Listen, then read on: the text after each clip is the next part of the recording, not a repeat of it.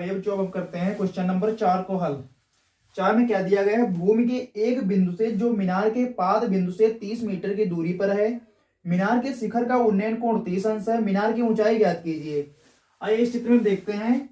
जो बताया गया, ये बताई गई मीनार बताई गई, मीनार के पाद बिंदु से भूमि के स्तर तक यहां तक की दूरी कितनी है, 30 मीटर दी गई, यानी कि यहां से यहां तक की दूरी हमको 30 मीटर दी गई है।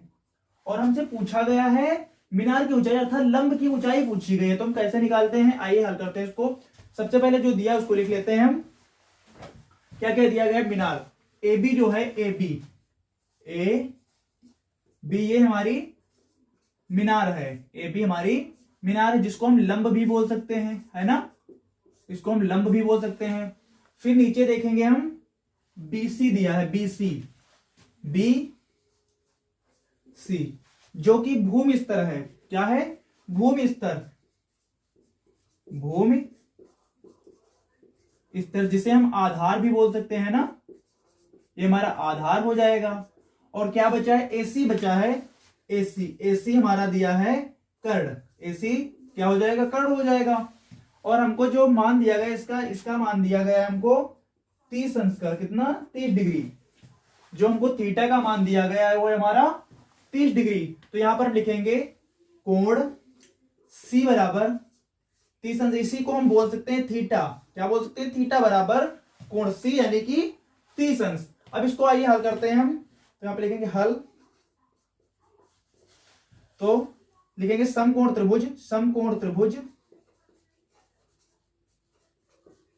कोण त्रिभुज ABC से इसको हल करेंगे हम।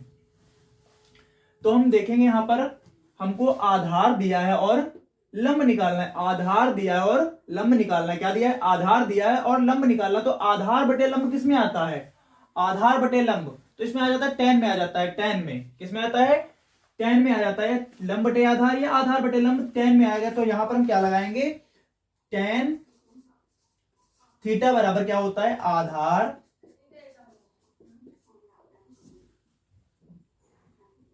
और tan थीटा बराबर लंब बटे, tan थीटा बराबर क्या होता है, लंब बटे आधार, लंब और बटे में क्या आता है, आधार, लंब बटे आधार। तो थीटा का मान कितना दिया है हमको, 30 अंश। तो यहां पे लिखेंगे हम tan 30 डिग्री बराबर लंब का मान हमको निकालना है, तो लंब दिया है हमको AB, यहां पर AB लिख देंगे। और जो आधार दिया, आधार का मान है BC यानी कि 30, यहां पर 30 लिख लेते हैं। और tan 30 का मान होता है 1 बटे √3 और बराबर AB, और बटे में कितना हो जाएगा, 30। अब यहां पर हम क्रॉस मल्टीप्लाई यानी कि कैंची गुणा करेंगे तो क्या आएगा, जब हम AB का गुणा करेंगे तो बन जाएगा √3AB, यहां पर √3 का जब AB से गुणा होगा तो क्या आएगा, √3AB। और 30 का जब हम गुणा 1 से करेंगे तो क्या बन जाएगा, 30 एकम 30।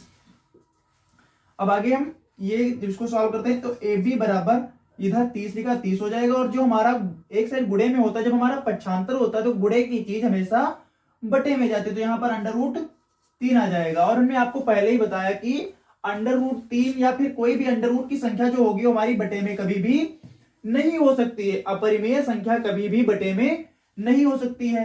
तो उसके लिए हम क्या करते हैं, परिमेयीकरण करते हैं, ऊपर और नीचे दोनों तरफ हम √3 से गुणा कर देंगे। तो AB बराबर ये हो जाएगा 30 और गुणे में अंडर रूट हो जाएगा 3 बटे में, जब √3 का √3 से करेंगे तो क्या आएगा, यहां आ जाएगा 3। अब काट सकते हैं, 3 एकम 3, 3 दहम 30।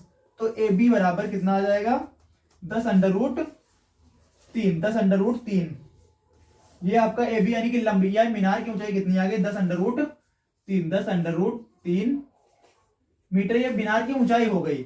ये था चौथे क्वेश्चन का हल।